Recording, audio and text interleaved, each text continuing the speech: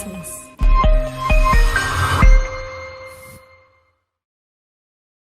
Bismillahirrahmanirrahim. Assalamualaikum warahmatullahi wabarakatuh.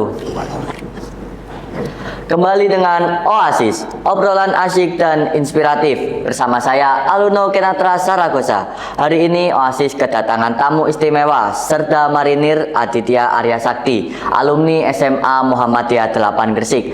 Halo, apa kabar Kak Adit? Alhamdulillah baik. Alhamdulillah.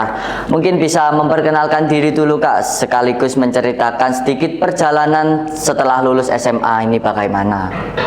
Oke, saya lanjut. Kenalkan dulu, nama saya Aditya Arya Sakti, pangkat Sersan 2 Marinir. Asal rumah saya di Desa Bobor, RT 5 RW 1. Saya lulusan SMA Muhammadiyah 2022, angkatan 33.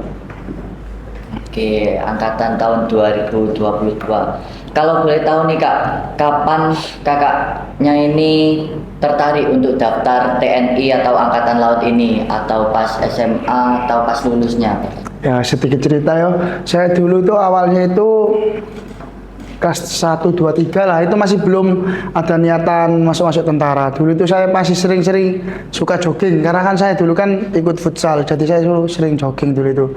Akhirnya kelas 3 udah sempet niat pengen masuk tentara, cuma pikiran saya kan, waduh kok takut gitu kan. Jadinya kan saya tuh dulu mau kuliah. Akhirnya kuliah, mikir saya, orang tua saya posisinya udah mau pensiun, takutnya nanti pas di pertengahan kuliah bawa saya pensiun gak ada yang biayai kan.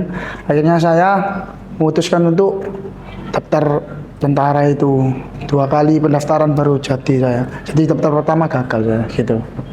Berarti tertarik ini berawalnya dari jogging ya Kak ya? Iya, berawalnya dari tadi loh. Pengen-pengennya hasilnya pengen kuliah, cuma takutnya orang tua pensiun kan. Takutnya nggak ada yang biayai, makanya saya daftar tentara. Baik Kak. Kalau boleh tahu nih Kak, apa ada kegiatan atau ekstra yang diikuti selama masa SMA yang sangat mendukung kegiatannya kakak saat menjadi marinir ini? Saya dulu itu di SMA awalnya itu ada 2 ekstra saya. Yang pertama itu generasi muda pencinta alam. Yang kedua saya ikut futsal. Jadi kalau di Gempa itu mendukung lah kalau kegiatan-kegiatan kayak si traveling, kayak kegiatan-kegiatan mountaineering gitu. Kalau fisiknya ya di futsal itu.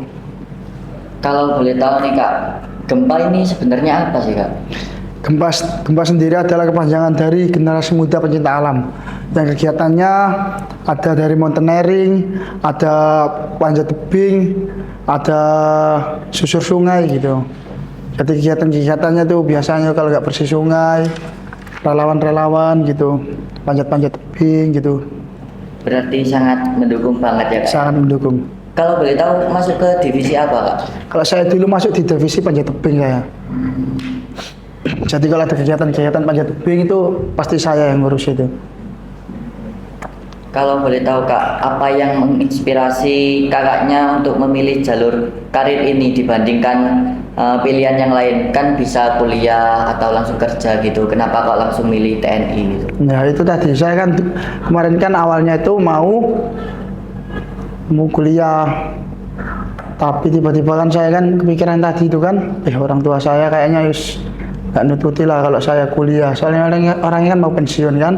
Hanya saya memilih jalur untuk daftar itu. Di sisi lain kan om saya kan tentara, ngingetin saya juga, katanya kamu pengen daftar gitu kan. Akhirnya coba dulu 1 tahun. Akhirnya 1 tahun pertama kan 1 tahun ada 2 pendaftaran. 1 tahun pertama pendaftaran pertama gagal saya. Akhirnya saya belajar dari kesalahan saya yang daftar pertama itu, dari lari, dari psikologi kesehatan tak pelajari. Akhirnya tes kedua alhamdulillah lanjut pendidikan. Baik Kak. Kalau ini Kak, bagaimana prosesnya selama seleksi untuk jadi marinir ini? Apakah berat atau melelahkan gitu Kak? Lebih tepatnya kalau tentara aja ya. Ya. Kalau pendaftaran tentara itu ada 3 tahap. Yang lebih pentingnya itu pertama dari fisik, kedua psikologi, ketiga jasmani, lebih tepatnya itu tiga itu. Kalau saya dulu itu memang itulah tiga itu yang lebih tepatnya untuk pendaftaran gitu. Berarti ada 3 tahap ya kak ya? Iya. Kan selama seleksi ini kan pasti berat banget ya kak ya? Itu apa ada suatu momen yang membuat Kak Adit ini kayak hampir menyerah, hampir putus asa gitu Kak? Kalau dibilang pendidikan itu kan berat lah. Cuma saya tuh penyemangat saya tuh pasti saya lihat foto kedua orang tua saya. Saya mau nyerah tapi kalau ingat orang tua itu saya jadi kayak kalau nggak gitu siapa yang melanjutin orang tua gitu kan? Gitu kok saya. Berarti faktor orang tua juga ya Kak Adit? Ada tua juga kan. Kalau rutinitas Kak selama kerja jadi seorang marinir ini kayak bagaimana aja kesibukannya? Lebih tepatnya kalau kita kan marinir kan pasukan, perbanyak latihan-latihan, biar sewaktu-waktu kalau ditugaskan itu biar ada kesiapan gitu, jadi sering-sering latihan gitu. Tentara ini kan ada banyak ya Kak ya, ada marinir. Kalau boleh tahu ini perbedaannya marinir dengan yang lainnya itu gimana Kak perbedaannya? Lebih tepatnya kalau marinir itu pasukannya TNI Angkatan Laut. Jadi kalau ada apa ya, kayak perang-perang satgas-satgas gitu yang di tengah-tengah hutan itu biasanya tuh marinir, tugas-tugas marinir. Kalau pelaut kan yang di laut-laut itu yang di kapal gitu.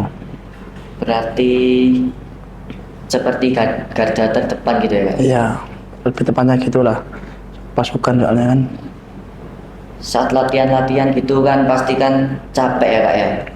Capek, lelah gitu. Itu cara kakaknya buat menjaga kondisi fisik sama mentalnya dalam marinir ini gimana Kak?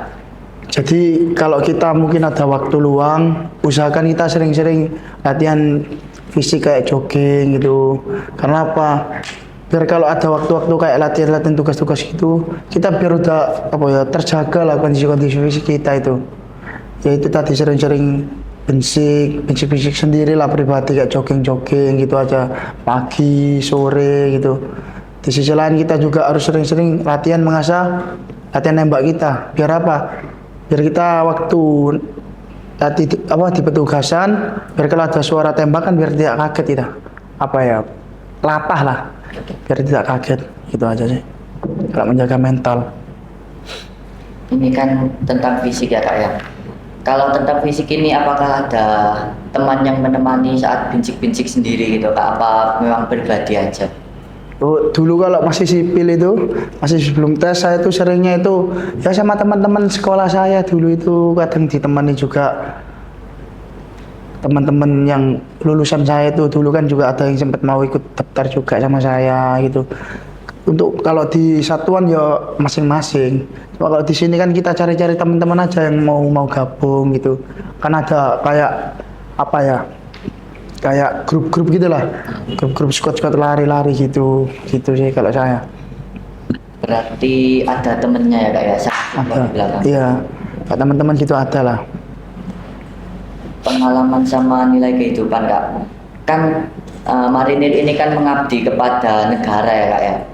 Menurut kakak sendiri, arti pengabdian kepada negara itu gimana Kak? Menurut Untuk secara pribadi ya, mungkin tidak membuat pelanggaran itu bisa menjadi suatu apa ya, prestasi lah.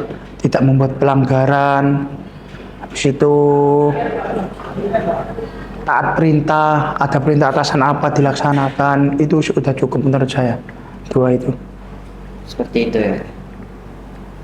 Saat ini kan siswa SMA sini kan banyak ya Kak ya, mungkin yang mau daftar TNI, Marinir gitu banyak Kak. Apakah Kak Adit ini punya saran Kak agar siswa-siswi ini bisa mengikuti jejak kakaknya? Mungkin kalau memang dari SMA ada niatan kan, maksudnya itu kalau udah masuk sekalian gitu loh. Jadi mungkin bisa lah dicicil kayak pulang sekolah, lari-lari kecil kan bisa. Cara kesehatan juga dijaga. Kalau bisa ya jangan ngerokok. Sama kalau psikologi kan bisa nanti lihat-lihat di YouTube kan banyak sekarang kan, bisa dipelajari dikit-dikit lah untuk menyusun ke depannya kan sambil dicicil kan. Maksudnya nanti kalau biar pas lulus sekolah bisa langsung coba-coba, maksudnya ada gambaran lah untuk tes-tesnya gimana gitu.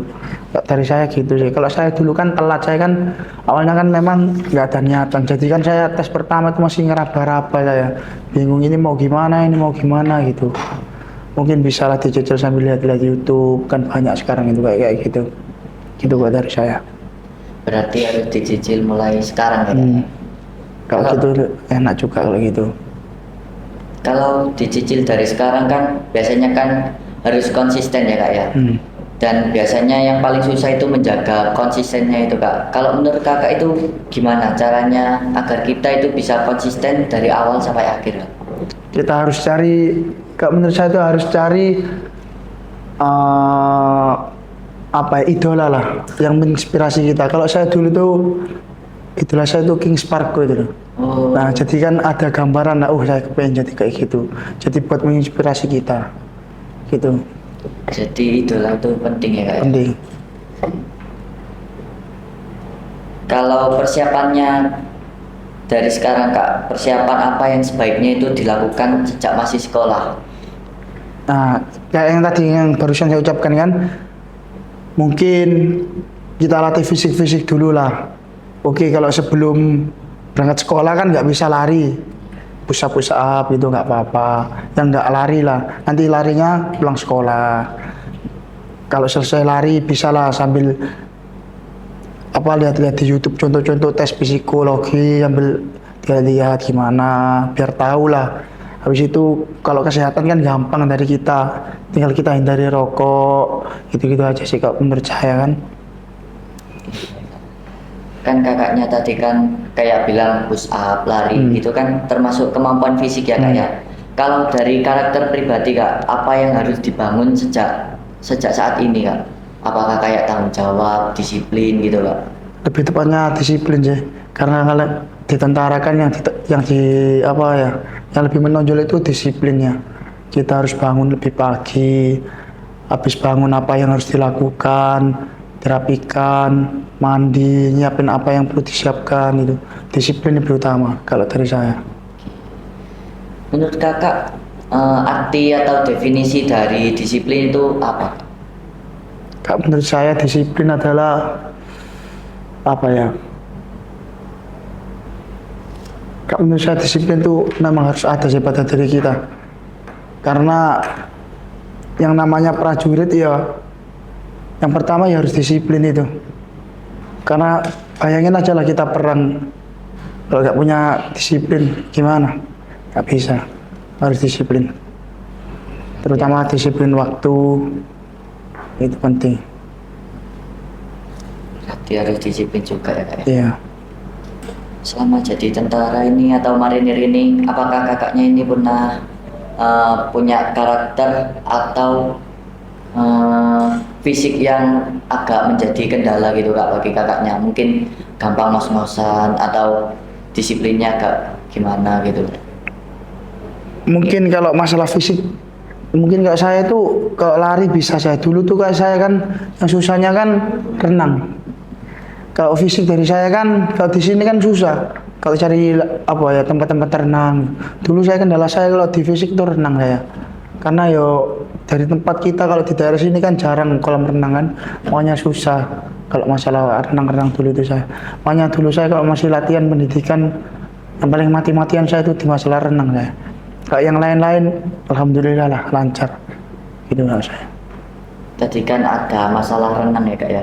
Itu caranya kakaknya buat mengatasi itu bagaimana Kak? Kan kakaknya juga marinir angkatan laut gitu Kak.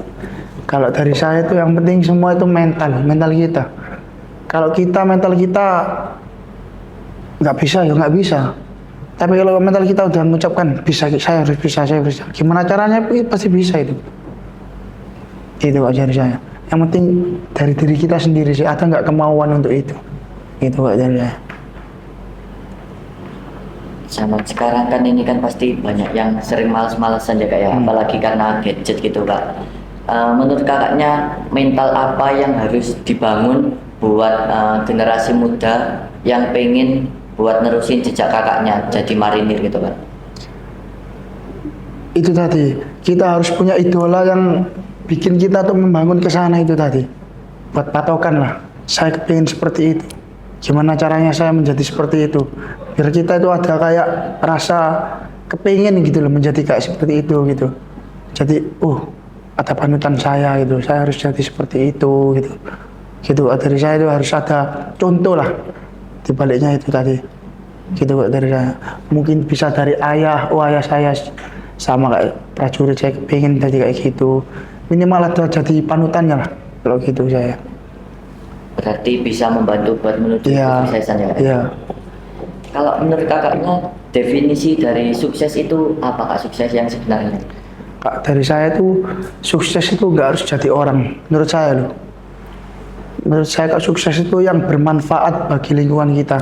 Kalau bagi saya itu gitu sih. Nggak harus jadi tentara lah, nggak harus jadi apa lah. Yang penting menurut saya sukses itu yang bisa bermanfaat bagi kita semua lah, gitu. Berarti menurut kakaknya ini percuma kalau jadi orang besar tapi nggak bisa bermanfaat buat orang kan percuma. Iya. Kalau gitu sebagai penutup kak, apakah ada pesan yang ingin disampaikan kepada adik-adik kelasnya atau ke masyarakat di luar sana yang sedang merencanakan masa depan mereka sekarang?